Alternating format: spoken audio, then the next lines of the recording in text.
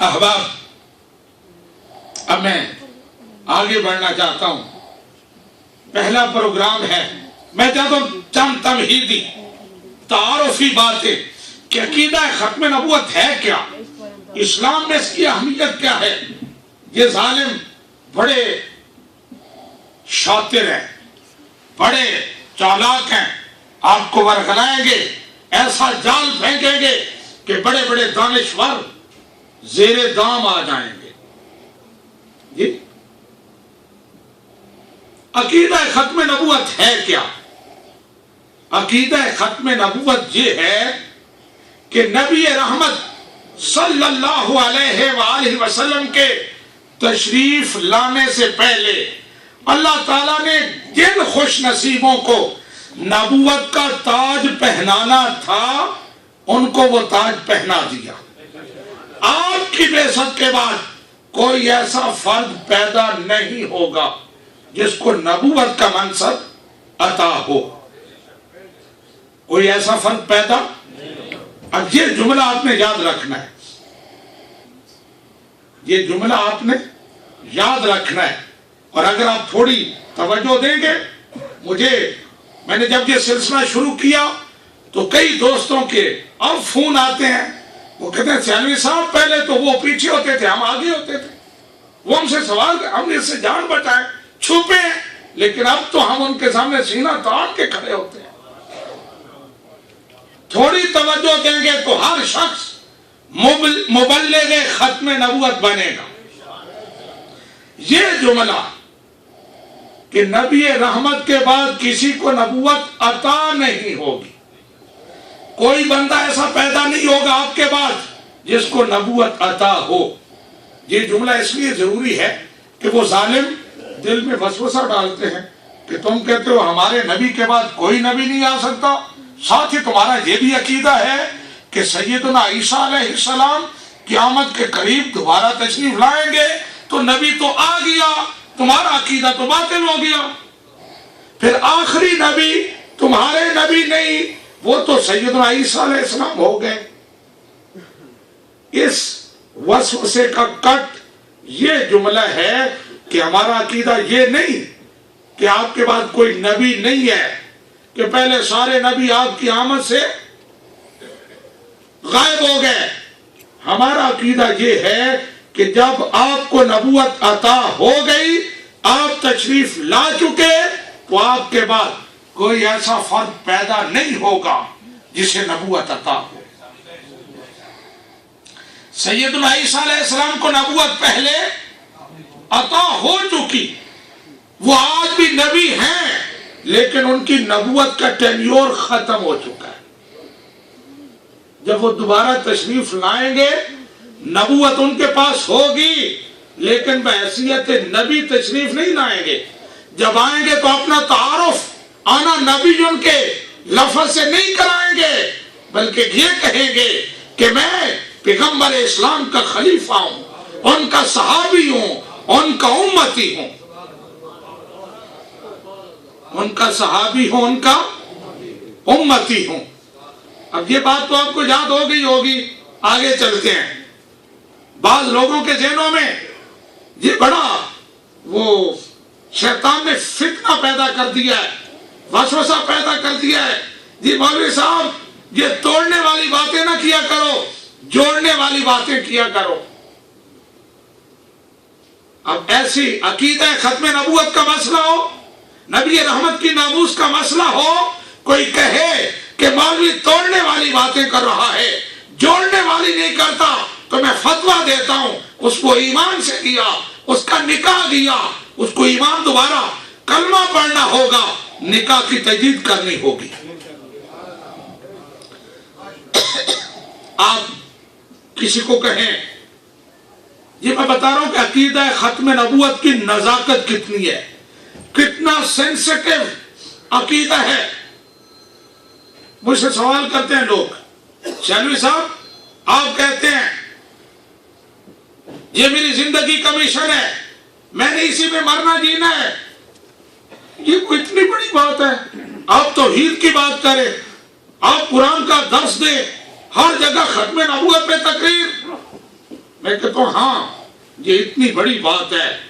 جس طرح کوئی شخص اللہ تعالیٰ کو ایک مانے بغیر مومن نہیں ہو سکتا، اسی طرح کوئی شخص نبی رحمت کو آخری نبی خاتم النبیین مانے بغیر مومن نہیں ہو سکتا. جس طرح کوئی شخص کہے اللہ تعالیٰ نہیں ہے وہ کافر ہو جاتا ہے، اسی طرح کوئی کہے کہ نبی رحمت کے بعد کسی کو نبوت عطا ہو سکتی ہے وہ کافر ہو جاتا ہے. جتنا اہم عقیدہ توحید ہے اتنا اہم، بلکہ میں کہتا ہوں اس سے زیادہ اہم عقیدہ ختم نبوت ہے. اس سے زیادہ اہم عقیدہ ختم، اس لیے کہ عقیدہ توحید قبول ہی اس وقت ہے جب نبی رحمت کو رسول اور آخری نبی مان کر قبول کرو گے عقیدہ توحید. آپ میں سے جہاں سے کوئی سائنسدان اٹھے، ماڈرن ایجوکیٹڈ نوجوان اٹھے، کہے مولوی صاحب میں اللہ تعالیٰ کو ایک مانتا ہوں. جی کیوں ایک مانتے ہو؟ میں نے سائنسی تجربے کیے ہیں، میں نے پوری دنیا کھنگالی ہے، میں نے ذرے کا جگر چیرا ہے، اس سے مجھے یہ یقین ہو گیا ہے اللہ تعالیٰ ایک ہے. میں کہوں گا تم اللہ تعالیٰ کو ایک مان کر مومن نہیں ہوئے. تم سٹل، اگر تم نے پہلے کلمہ نہیں پڑھا، اگر تم نے پہلے اسلام قبول نہیں کیا تو تم مومن نہیں ہوئے اللہ تعالیٰ کو ایک مان کے. یہ عقیدہ توحید نہیں ہے جو تم کہہ رہے ہو. عقیدہ توحید اس دن بنے گا جب تم کہو گے میں اللہ کو ایک مانتا ہوں، اس لیے کہ نبی آخر الزمان نے کہا، نبی آخر الزمان نے کہا ہے. اور میں ایک حدیث مبارکہ مستدرک امام حاکم، بڑی مستند حدیث کی کتاب ہے، اس کی حدیث اختصار کے ساتھ. سیدنا زید بن حارثہ کا نام آپ نے سنا ہوگا، نبی رحمت کے محبوب غلام صحابی، حب النبی جن کا لقب تھا. بچپن ان کا عجیب سی داستان ہے.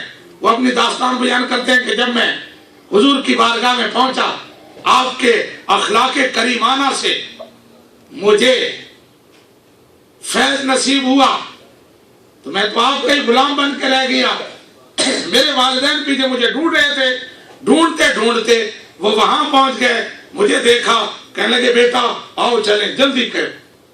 ماں انتظار کر رہی ہے، بہن بھائی انتظار کر رہے ہیں، میرے چچا اور باپ تھے. میں نے کہا نہیں میں نہیں جاؤں گا، تمہیں پتہ نہیں میں کہاں رہتا ہوں، کس کی پناہ میں رہتا ہوں. میں انہیں لے کے نبی رحمت کی بارگاہ میں گیا. انہوں نے نبی رحمت کی بارگاہ میں سوال کیا کہ زید کو بھیج دو. آپ نے فرمایا زید کی مرضی، زید جانا چاہے چلا جائے، میں نہیں منع کرتا. زید نے انکار کر دیا. چچا اور باپ کہنے لگے کہ آپ اس کو حکم فرمائیں پھر یہ جائے گا. نبی رحمت نے کہا ہاں. انہوں نے یہ کہا کہ آپ اسے حکم فرمائیں، اس کے بدلے جتنا مال مانگو گے، دولت مانگو گے دیں گے. نبی رحمت نے فرمایا میں تم سے کچھ نہیں مانگتا، نہ مال نہ دولت، بس ایک چیز مانگتا ہوں، ایک شرط ہے، اگر وہ پوری کر دو تو جانے دوں گا. وہ شرط کیا تھی؟ کہ عقیدہ ختم نبوت کا اقرار کر لو. میں یہ آپ کو بتانا چاہتا ہوں کہ کتنا ضروری ہے. شرط ہے ایمان کی، عقیدہ ختم نبوت کا اقرار کر لو. حدیث پاک کے الفاظ ہیں، نبی رحمت نے فرمایا ان تشہدوا اللہ الہ الا اللہ وانی خاتم الانبیاء ورسولہ.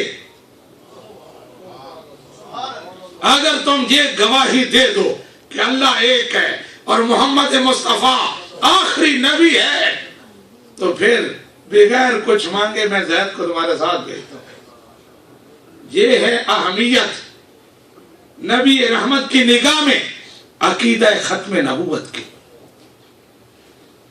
اور اگلی بات، عقیدہ ختم نبوت کتنا نازک ہے. کتنا سینسٹیو ہے کہ اگر ذرا سا دل میں غبار آ جائے، ذرا سا دل میں، وہ اردو میں جملہ بولتے ہیں، وہ کیا مفتی صاحب، آئینے میں بال آنا جا، وہ ذرا سا جھول پڑ جائے تو بندہ ایمان سے فارغ ہو جاتا ہے، بندہ ایمان سے فارغ ہو جاتا ہے۔ اور میں اپنی بات نہیں کر رہا، بہت بڑی ہستی کا نام لینے لگا ہوں۔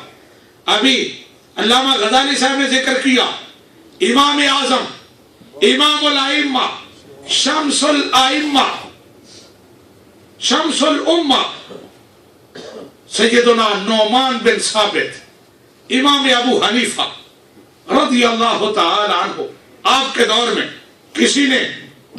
کسی بدبخت نے نبوت کا جھوٹا دعویٰ کر دیا، نبوت کا جھوٹا دعویٰ کر دیا، لوگوں نے پکڑ لیا کہ تم نے یہ کیا ہے، یہ غلط ہے، کیوں کیا ہے؟ کہنے لگا کچھ انصاف کرو، کچھ انصاف کرو، تم نے اپنا موقف بیان کر دیا، مجھ سے بھی تو کوئی سنو، میں اپنا موقف دوں، اپنی دلیل دوں، کوئی نبوت کی علامت پیش کروں۔ سیدنا امام ابو حنیفہ وہاں موجود تھے، فرمایا من طلب منہ علامت النبوہ فقد کفر، جو ایسے نبوت کی دلیل مانگے گا، جو ایسے کوئی ثبوت مانگے گا، وہ ایمان سے فارغ ہو جائے گا، وہ ایمان سے فارغ ہو جائے گا۔ ایک بڑا ان ظالموں کا ہتھیار ہے منکرین ختم نبوت، یہ غلام انگریز کے فالوور، ان کا ایک بہت بڑا ہتھیار ہے جو عام لوگوں پر پھینکتے ہیں۔ کیا؟ ہم نہیں کہتے تم مانو، ہم نہیں کہتے تم ہمارے ساتھ آؤ، ہم بس یہ کہتے ہیں